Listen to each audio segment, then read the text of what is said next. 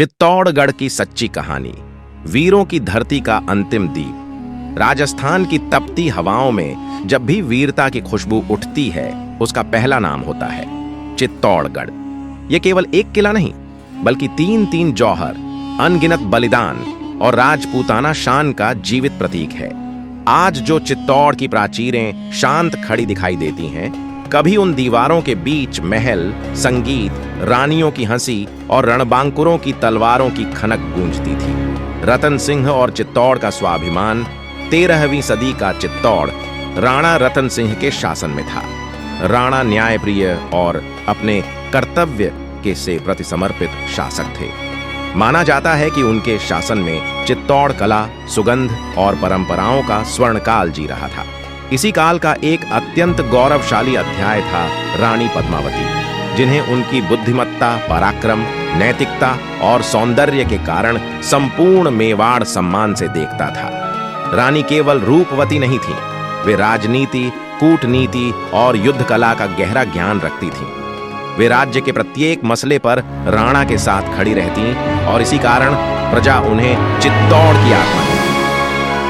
दिल्ली के सुल्तान की महत्वाकांक्षा राणा और रानी की ख्याति दिल्ली तक फैल चुकी थी। सुल्तान अलाउद्दीन खिलजी चित्तौड़ की संपन्नता, उसकी शक्ति और पद्मावती की प्रशंसाओं को सुनता था। इतिहास बताता है कि खिलजी की महत्वाकांक्षा चित्तौड़ के किले को तोड़कर मेवाड़ को अपना अधीन करने की थी। इसी लालसा ने अंततः 1303 में विशाल आक्रमण का रूप लिया। खिलजी ने चित्तौड़ को चारों ओर से घेर लिया। महीनों तक घेराबंदी चलती रही। किले के भीतर भोजन, पानी और रसद कम होती गई, लेकिन हिम्मत टूटना तो चित्तौड़ की मिट्टी जानती ही नहीं। युद्ध का निर्णय राणा ने दरबार बुलाया। सभी सरदारों, सेनापतियों और राजपूत योद्धाओं ने एक स्वर में कहा, हम लड़ेंगे, आखिरी सांस तक लड़ेंगे। रानी पद्मावती चुपचाप खड़ी रहीं, फिर बोली, चित्तौड़ की इज्जत तलवार से ही बचेगी और राजपूत औरतें वही करेंगी जो सदियों से करती आई हैं, इज्जत बचाने के लिए मौत को गले लगाना। लेकिन यह अंतिम निर्णय जल्द ही एक त्रासदी में बदलने वाला था। राणा का शहादत एक भीषण युद्ध में राणा रतन सिंह वीरगति को प्राप्त हुए। यह समाचार किले पहुंचा तो सन्नाटा पसर गया। अब शत्रु के दरवाजे टूटने ही वाले थे। जब किले की दीवारों पर दुश्मन के झंडे दिखाई देने लगे, चित्तौड़ को पता चल गया कि निर्णायक घड़ी आ चुकी है। तीसरा जौहर, इतिहास का सबसे बड़ा बलिदान, रानी पद्मावती ने चित्तौड़ की समस्त राजपूत महिलाओं को बुलाया। माएं, बहनें, बेटियां, हर चेहरे पर दृढ़ता थी। कोई रोया नहीं, कोई हिचका नहीं, सभी ने चिता सजाई। हजारों दीपक की लौ के बीच राजपूत स्त्रियों ने एक स्वर में कहा, हम चित्तौड़ हैं, हमें कोई झुकाकर नहीं ले जा सकता।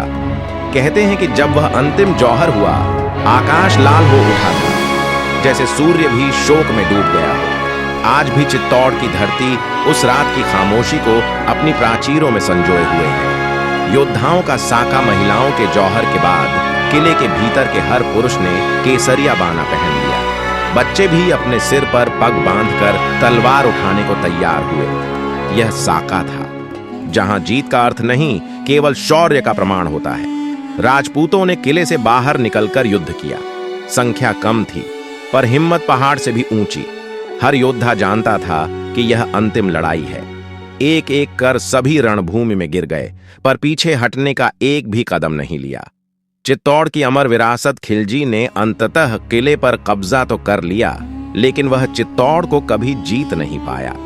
क्योंकि कोई राज्य तब जीता जाता है जब उसकी आत्मा झुक जाए, और चित्तौड़ की आत्मा तो जौहर की उस अग्नि में अमर हो चुकी थी।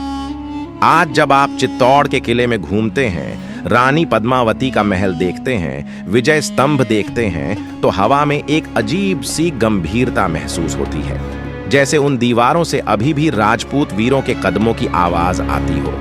प्राचीरों पर बैठकर यदि कोई ध्यान से सुने तो लगता है हवा यही कह रही है, यह चित्तौड़ है, जहां मौत भी सम्मान बन जाती है।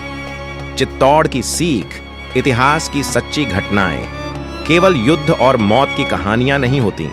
वे इंसान को सिखाती हैं कि सम्मान की रक्षा तलवार से पहले चरित्र से होती है। एकता ही किसी भी किले की असली मजबूती है।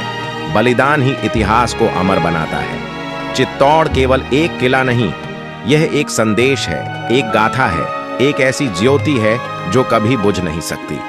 दोस्तों, अगर आपको यह सच्ची कहानी पसंद आई हो तो चैनल को सब्सक्राइब करें, लाइक करें और बेल आइकन को दबाना ना भूलें। आपके लिए यहाँ नई नई कहानी